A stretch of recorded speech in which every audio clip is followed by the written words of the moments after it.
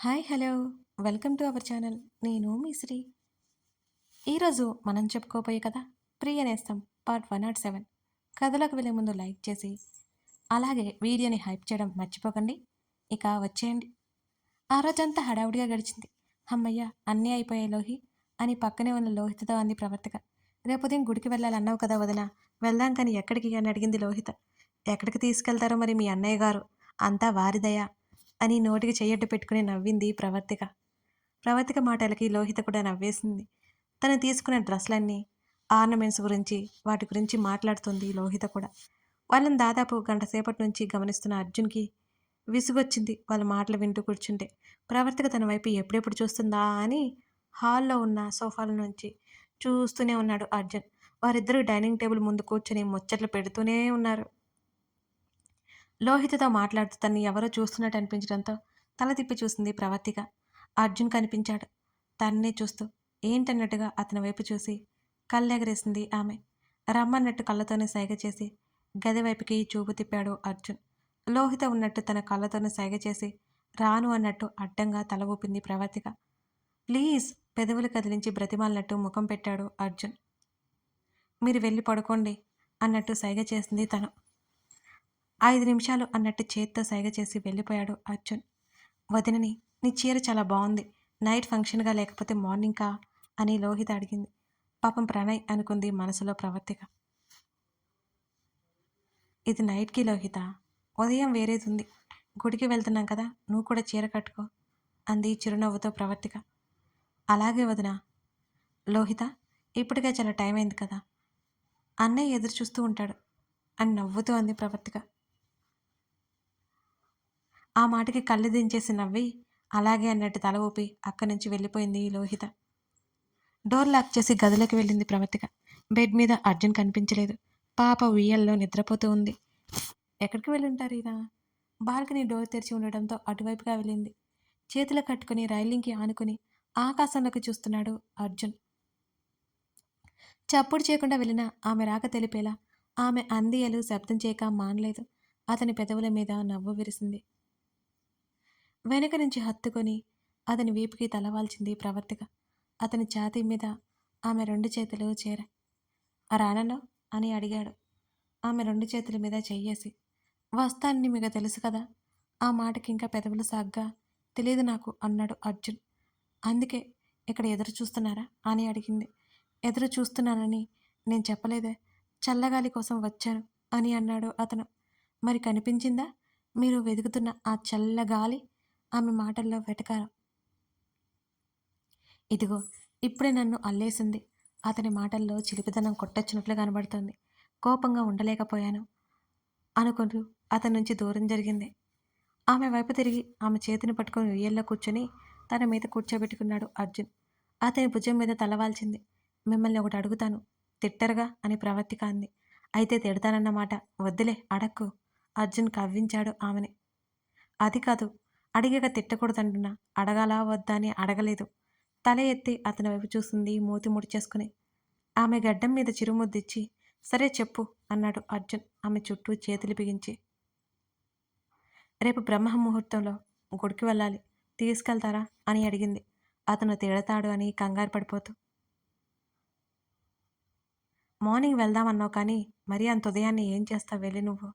పాప నిద్రపోతుంది, నిద్రపోతున్న దేవుణ్ణి కూడా లేపడం తప్ప అన్నాడు అర్జున్ నవ్వుతూ. అతని మాటలకి ఆశ్చర్యంగా చూసి మనం లేపాల్సిన అవసరం లేదులేండి, పూజారి గారు ఆల్రెడీ ఆ పని చేసిస్తారు. ప్లీజ్ ప్లీజ్ అండి, వెళ్దాం బాగుంటుందట అతని గడ్డం పట్టుకుని బ్రతిమాలింది ప్రవర్తిక. మెంటలా నీకో? ఎలాగో మనం తర్వాత వెళ్ళాలి అనుకున్నాం కదా, వెళ్దాంలే నిదానంగా రక్షణ తీసుకొని అన్నాడు అర్జున్. అప్పుడు మళ్ళీ వెళ్దామండి ప్లీజ్, ఉదయం అయితే మనం వెళ్దాం. అన్నిసార్లు నా వల్ల కాదు. చేతులెత్తేశాడు అర్జున్. ప్లీజ్ నా కోసం అతని షర్టు బటన్ పట్టుకుని తిప్పుతూ అడిగింది ప్రవర్తిక. సైలెంట్గా వెళ్ళి పడుకో, చాలా పనులున్నాయి రేపు అన్నాడు అర్జున్. అయితే తీసుకెళ్ళను అంటారు అంతేనా అని అడిగింది నిటారుగా కూర్చుని. అవును, తాపిగా చెప్తూ భుజాలు కదిలించాడు అర్జున్.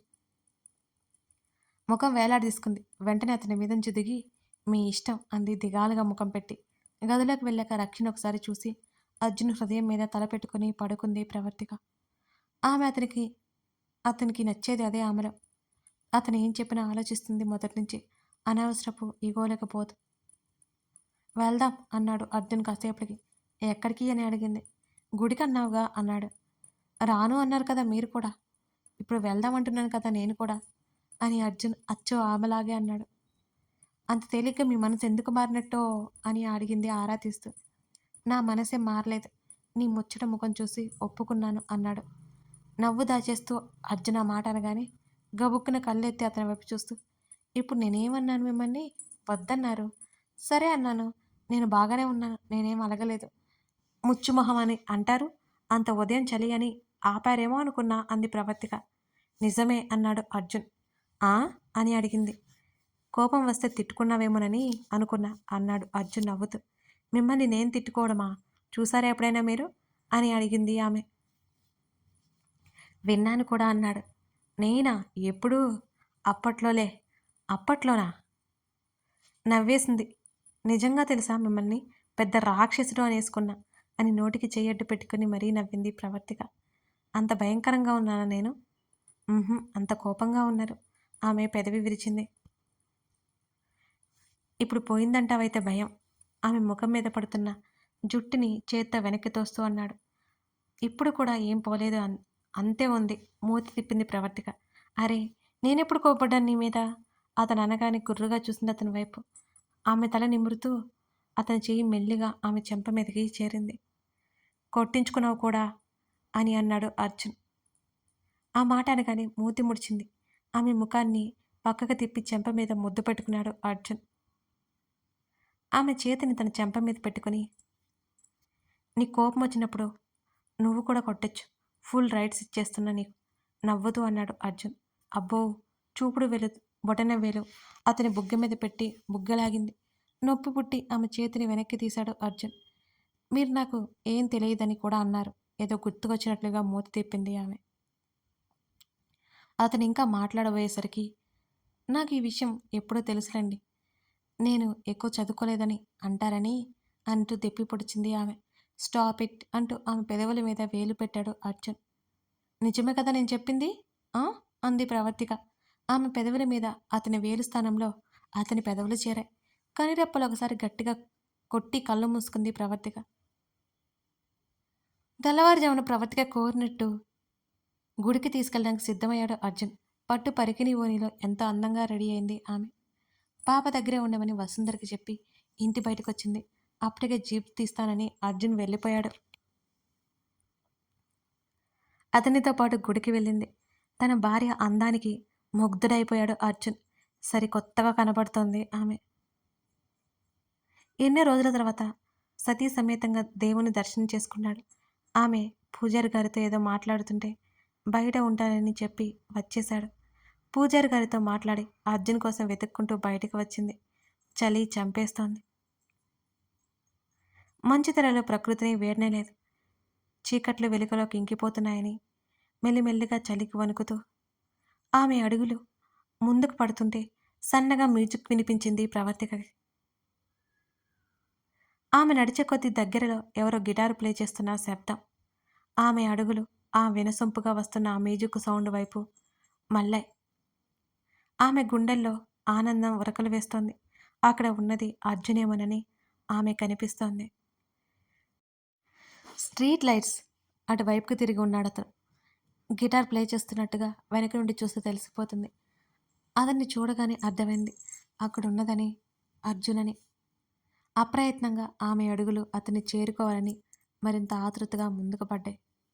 అతను ప్లే చేస్తున్న మ్యూజిక్ సౌండ్కి ఆమె మనసంతా హాయిగా అనిపిస్తోంది. గబగబా వెళ్ళి వెనక నుంచి అర్జున్ని హత్తుకుంది ఆమె. అతను గిటారు ఇంకా ప్లే చేస్తూనే ఉన్నాడు. చాలా నచ్చింది ఆమెకి. అతను ప్లే చేస్తాడని తెలుసు కానీ ఎప్పుడూ వినలేదు. అతన్ని అడగలేదు కూడా. కొన్ని నిమిషాల తర్వాత ప్లే చేయడం ఆపేశారు. అయినా అతని మ్యూజిక్ వింటూ తన్మయత్వంలో ఉండిపోయింది. అతని వీపుకి ఆనుకుని కళ్ళు మూసుకుంది ప్రవర్తిక. ఆ గిటార్ ఒక చేత్తో పట్టుకుని మెల్లిగా ఆమె వైపు తిరిగాడు అర్జున్. నవ్వుతూ అతన్ని చూసింది. వెళ్దామా? ఆమె చెంప మీద అతను చేయి వేశాడు. చాలా నచ్చేసిందిలా. ఆ మాటకి చిరునవ్వు నవ్వి ఆమె చేతిని పట్టుకుని జీపు దగ్గరికి తీసుకువెళ్ళాడు అర్జున్. ఇంతకీ గిటార్ తీసుకువచ్చారు. ఎందుకు? ఎప్పుడు? నీకు నచ్చింది కదా చాలు అంటూ ఆమె తల నిమిరి జీప్ స్టార్ట్ చేశాడు అర్జున్. అంటే నా కోసమే ప్లే చేశారా? కళ్ళు మతాబుల్లా వెలిగిపోతుంటే అడిగింది ప్రవర్తిక. చిన్నగా నవ్వాడు. ఇదిగో ఇలా నవ్వి అన్నిటికీ సమాధానం చెప్పేస్తారుగా. చాలా నచ్చేసింది నాకు. మీరు ప్లే చేస్తుంటే ఎంత హాయిగా అనిపించిందో తెలుసా? అని ప్రవర్తిక అనగానే, నీకెప్పుడు కావాలంటే అప్పుడు చెప్పు ప్లే చేస్తాను అన్నాడు ఆమె వైపు చూసి అతను. అతని భుజం మీద తలవాల్చింది ప్రవర్తిక సంతోషంగా. మెంబర్షిప్ తీసుకుని సపోర్ట్ చేస్తున్న అందరికీ చాలా చాలా ధన్యవాదాలండి. అలాగే లెవెల్ 2 మెంబర్షిప్ తీసుకున్న వాళ్ళ లిస్ట్ అండి ఇది. Thank you so much. ఇద్దరూ ఇంటికి వెళ్ళిపోయారు. రక్ష పిన్ని దగ్గరే ఉంది అని అంది ప్రవర్తిక. ఉండనివ్వు, అలవాటు అవ్వాలిగా అప్పుడప్పుడు అని అర్జున్ అన్నాడు. మీకేం ఇబ్బంది లేదా? నాకెందుకు ఇబ్బంది? అంటే దాన్ని వదిలేసి ఉండలేరు కదా మీరు, అది సంగతి. చూడు, మనం అందుబాటులో లేని సమయంలో బంగారం ఏ చింత దిగులు లేకుండా ఉండాలి అంటే అలా అలవాటు చేయాలి. అప్పుడప్పుడు ఏడిస్తే అత్త కాల్ చేస్తుందిలే అంటూ బెడ్ మీద వాలాడు అర్జున్. తల కింద చేతులు పెట్టుకుని కళ్ళు మూసుకున్నాడు అతను. ఓని తీసేసి మామూలు చీర కట్టుకుని జుట్టు ముడిపెట్టుకుని కిచెన్లోకి వెళ్ళిపోతుంటే ఆమె చేతిని అందిపుచ్చుకుని మర్యాదగా పడుకో అన్నాడు అర్జున్ సీరియస్గా బెదిరిస్తూ. అది పనులు అంటూ నసికింది ప్రవర్తిక. ముదుగంభీరంగా ఉంది అతని స్వరం. మూతి తిప్పి సైలెంట్ అయింది. పడుకో ఇంకో 2 గంటలు. అప్పటి వరకు లేచావనుకో కాళ్ళు విరిచేస్తాను అంటున్న పతి బెదిరింపులకి కిమ్మనకుండా బజ్జుంది తాను. అర్జున్ సంతోషపడేలా ఆమె చేయాలనుకుని ఊహల్లోనే ఆ పనులు చేసేది. అతని సంతోషం కల్లారా చూసేసి చిన్నగా నవ్వుతోంది. నిద్రలోనే నవ్వుకుంటోంది అనుకుని ముద్దుగున్న ఆమె నగుమంపై సుతారంగా ముద్దాడాడు అర్జున్. టక్కున కళ్ళు తెరిచి హత్తుకుని ఏమైంది అని అడిగింది ప్రవర్తిక. ముద్దొచ్చావు అన్నాడు ఆమె నుదుటిన మళ్ళీ ముద్దాడుతూ. చిన్నగా నవ్వి ఆమె కళ్ళు మూసుకుంది అలవాటుగా అతని హృదయాన్ని తడుముతూ. రక్ష చిట్టి చిట్టి చేతులతో ప్రవర్తిక ముఖాన్ని తడుముతుంటే ప్రవర్తికకి మెలకువ వచ్చింది. పుట్టినరోజుల శుభాకాంక్షలు బంగారం అంటూ కూతుర్ని ముద్దాడింది. ఫస్ట్ నేనే చెప్పాను విషెస్ అని అన్నాడు అర్జున్. అబ్బో గొప్పేలే అని నవ్వింది. గోడ గడియారం వైపు తల తిప్పి చూడగానే అయ్యో 7 అయిపోయింది, అప్పటి వరకు లేపలేదు ఎందుకని అంటూ హడావుడిగా బెడ్ దిగి గబగబా వాష్రూంలోకి పరిగెత్తింది. ఫ్రెష్ అయి వచ్చి కూతుర్ని చేతుల్లోకి తీసుకుంది. ఏయ్ అంత కంగారు ఎందుకు మెల్లిగా అన్నాడు అర్జున్. అంతా మీ వల్లే, ఎక్కడ పనులు అక్కడే ఉన్నాయి. లేపకుండా ఏం చేస్తున్నారు? పడుకోకుండా ఉంటే ఈ పాటికి అన్ని పనులు అయ్యేవి అని అంది పాపకి పాలు పట్టిస్తున్న అతన్నే గుర్రుగుర్రుగా చూస్తూ. ఇప్పుడేం ఆలస్యం అవ్వలేదు కదా, పనులన్నీ అయిపోయాయి. సీతమ్మ మీ వాళ్ళు వచ్చారు అని అన్నాడు అర్జున్. అవునా, ఎప్పుడు అంది ఆశ్చర్యంగా. నైట్కి వచ్చారు అన్నాడు ఆమె హడావుడికి నిట్టూరుస్తూ. నేను 5 నిమిషాల్లో వచ్చేస్తాను అంటూ పాపని అర్జున్కి ఇచ్చి గీజర్ స్విచ్ ఆన్ చేసి బయటికి పరిగెత్తింది ప్రవర్తిక. ఆమె హడావుడికి అతనికి నవ్వొచ్చింది. పాప మూతి తుడిచి మాట్లాడుతుంటే తను వచ్చిరాని మాటలతో తిరిగి మాట్లాడుతోంది ఆమె. డాడా డాడా అని వచ్చిరాని మాటలతో పలుకుతుంటే అంతకంటే ఇంకా సంతోషం లేదనిపించింది అర్జున్కి. 5 నిమిషాల్లో వచ్చింది ప్రవర్తిగా అన్నట్టుగా పాపకి వేడినీళ్ళు పెట్టి అన్నీ రెడీ చేసింది స్నానానికి. ఈరోజు నా బేబీకి నేను స్నానం చేస్తాను అని అర్జున్ అనగానే ఆమె కిలకిలా నవ్వేసి, అదేమంత ఈజీ అనుకున్నారా మీరు? కళ్ళెగరేసింది ప్రవర్తిక. ఆ అదేమంత కష్టమా ఏంటి? అది మీకే తెలియాలి అని ముసిముసిగా ఆమె నవ్వుకుంది. మీ డాడీ కెపాసిటీ మీ మమ్మీకి తెలియట్లేదు బంగారం. నేను చెప్పినట్టు విను తల్లి. నా ప్రిన్సెస్ నేను చెప్పినట్టుగానే వింటోంది. బుద్ధిగా స్నానం చేయించుకుంటుంది అని పాప బుగ్గలు నిమురుతూ అన్నాడు అర్జున్. అబ్బో నేను చూస్తానుగా అన్నట్టు మూతి తిప్పింది ప్రవర్తిక. తండ్రి స్నానం చేయిస్తూ మాటలు చెప్తుంటే తండ్రి ముఖం వంక ఆశ్చర్యంగా చూస్తుంది బుజ్జిరక్ష. చేతులకున్న సోప్ అంతా అతనికి రాసేస్తుంది. ఎంత చక్కగా స్నానం చేయించుకుంటున్నా కూతుర్ని చూస్తూ. ఓర్ని, రోజు ఎంత గొడవకు చేస్తుంది ఇది అని బొగ్గలు నొక్కుకుంది ప్రవర్తిక కూతురి వేషాలకి. నా బంగారం కాబట్టి నా మాట వింటుంది అని అర్జున్ లోపల తెలియని గర్వంగా గొప్పగా చెప్పాడు. వాళ్ళనే ముచ్చటగా చూస్తుంది ప్రవర్తిక. కథ కొనసాగుతోంది. అదన్నమాట అర్జున్ ప్రవర్తిక జీవితాల్లో సంతోష సమయాల్లో ఇక వచ్చేసాయన్నమాట. ఎప్పటిలా కథకి లైక్ చేసి, కామెంట్ చేసి, మీ స్నేహితులకి షేర్ చేయగలరు. అలాగే ఇప్పుడే మన ఛానల్‌ని చూస్తున్నట్లయితే సబ్స్క్రైబ్ చేసుకోండి. Thank you.